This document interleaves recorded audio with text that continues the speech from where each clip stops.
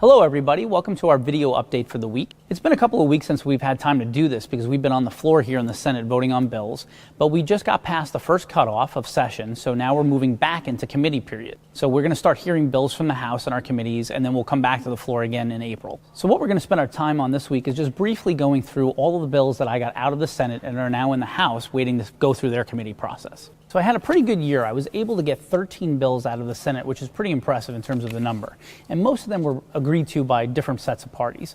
I'm going to go through each of these just very briefly to give you an idea of what they do. So Senate Bill 5393 is known as the Washington College Promise, and we've talked about that in prior videos. That basically guarantees state financial aid for families if they qualify. This is going to be revolutionary for middle-class families and low-income families so that they can actually afford a college education. The second bill is 5812, which has been called the nation's best accessory dwelling unit bill by Sightline. What this does is encourage cities to allow for accessory dwelling units, also known as mother-in-law apartments, either in a garage or in a basement, so that we can increase the housing supply and try to address the housing crisis. Senate Bill 5363 extends an existing tax exemption for affordable housing units in multifamily buildings. That tax credit is 12 years old and it's expiring. So if we don't extend it, we're going to hit a cliff where a lot of affordable units are going to fall off the rolls and they're going to go to market rate. So that's an effort to try to do no harm in the housing crisis. Senate Bill 5223 is known as the Solar Fairness Act, and this is the one big energy bill that I worked for 2 years on. It encourages solar energy, and it's really a great bill that's going to underpin the entire industry. A couple of years ago, we had a Made in Washington solar incentive. We put $121 million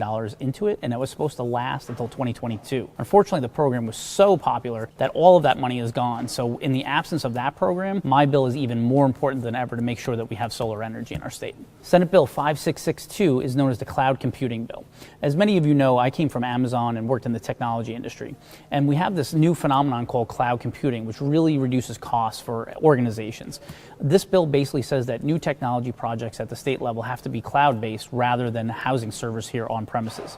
When we looked at the data with some of the vendors, it turned out that we would save anywhere from $25 to $32 million a year moving forward when the bill is fully implemented. So we're trying to save the taxpayers some money. Senate Bill 5221 is one that we talked about before. It's called the PAC-to-PAC bill. And basically what this does is eliminate the shady situation in our elections where people can do attack mailers but hide who it is that's actually funding them. So this is a really good bill for transparency in our elections. Senate Bill 5322 bans the practice known as suction dredge mining in our rivers. Right now we're the last western state that allows this practice in our critically protected salmon habitat areas. With orcas dying right now and Chinook already endangered, we can't afford to let this practice continue to hurt our environmental protections. Senate Bill 5120 bans the practice that allows the state to transfer prisoners in our custody to for-profit prisons, whether that's in-state or out-of-state. For me, it's a moral question. I don't believe that taxpayer dollars should be going to fund a for-profit prison enterprise that makes money by locking people up. Senate Bill 5119 is for contracted highway workers. So right now in our state, if you're a WSDOT employee and you happen to die in the line of duty because it's very dangerous work working on our highway projects, we have a tuition waiver for your family and your children. That protection does not extend, though, to the other contractors who are not WSDOT employees on the same job. So this would just extend that courtesy to those families as well. Senate Bill 5210 mandates that people that dispense hearing aids actually inform their clients that there are Bluetooth and telecoil technologies that they can get in their hearing aids. So right now in our society, there's a lot more uses of this Bluetooth technology, but most people don't get informed when they get a hearing aid that that's a possibility. So this bill simply clears that up. Senate Bill 5008 has to do what's known as short plats. Basically, this is kind of a wonky bill that helps the housing crisis again by increasing home ownership, by streamlining permitting for local municipalities.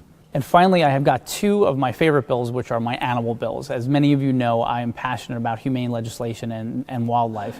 And two of these bills try to help animals in our state. Senate Bill 5212 mandates that when research universities like the University of Washington or Fred Hutch use animals, dogs and cats, in their labs for testing for new medicines, that when they're done with their research, they actually have to adopt the dogs out to shelters rather than actually putting them down. So I'm pretty excited about this bill. Finally, Senate Bill 5211 prohibits the use of pigs in live EMT training. So right now, to become an EMT, they do live testing on pigs to do intubation training and sneak things down their throat.